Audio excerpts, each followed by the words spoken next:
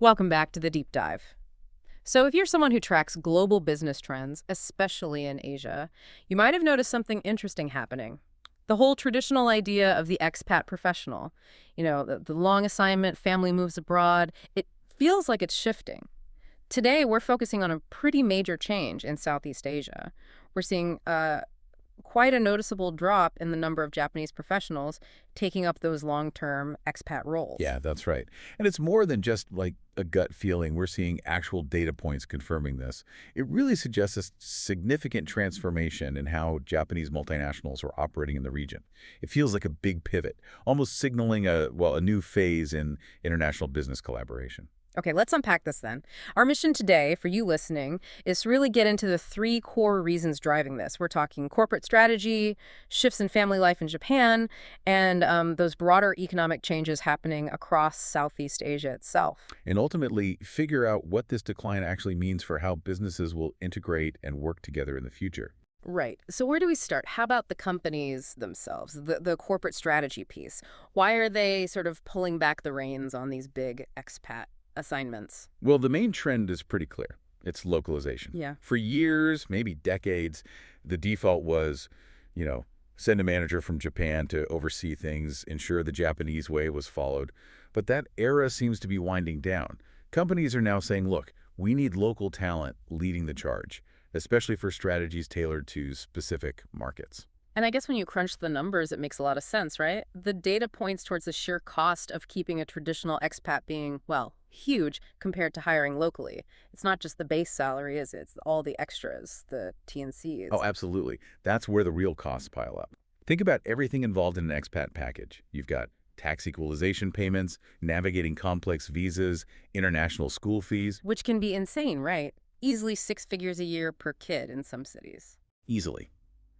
And then there's managing shadow payrolls, so the employee is compliant in both their home country and the host country.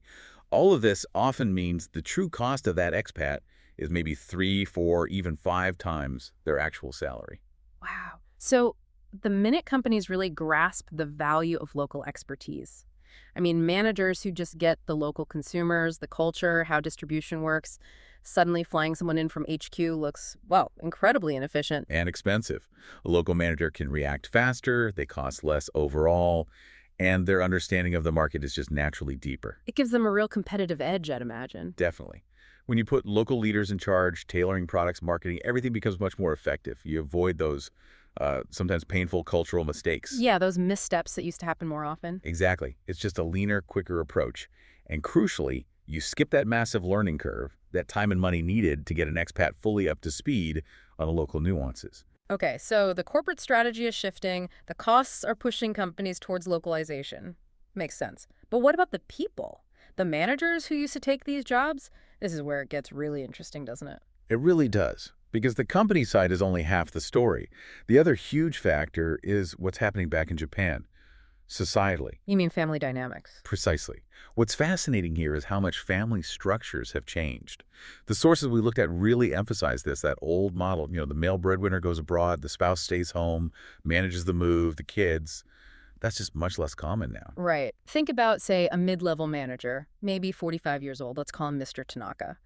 10, 15 years ago, if he got offered a 5-year post in, I don't know, Manila, he probably would have just gone. Yeah, it was almost expected. But today, Mr. Tanaka's wife very likely has her own established career, maybe quite senior. So when that overseas offer lands, it's not just about moving him, it's this huge upheaval of two careers, two professional lives. It's a massive headache. And the data shows this too. The sheer logistical difficulty of moving a dual-income family, it often just cancels out any perceived career benefit from the expat assignment itself. Right. This seems particularly acute for Japanese families. The potential career break for the spouse or pulling kids out of the Japanese school system? Yeah.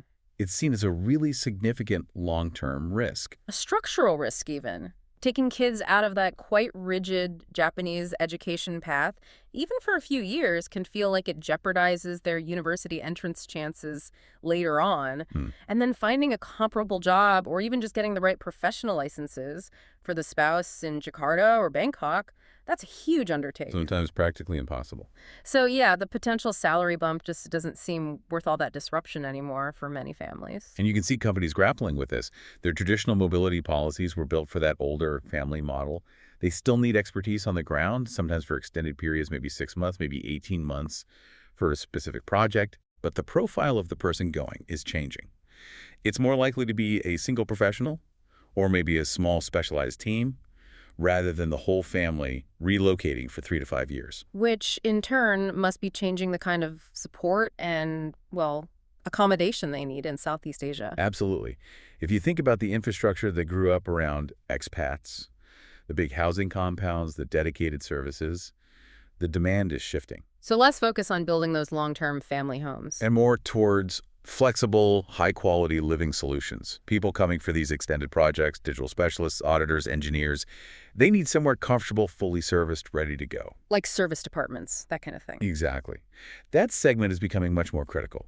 They offer more than a hotel for a long stay, but without the commitment of a multi-year lease on a house.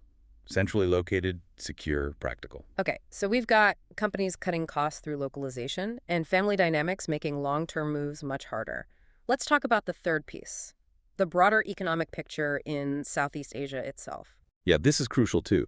The sources are really clear about the economic growth across the region. These aren't just developing economies anymore in the old sense.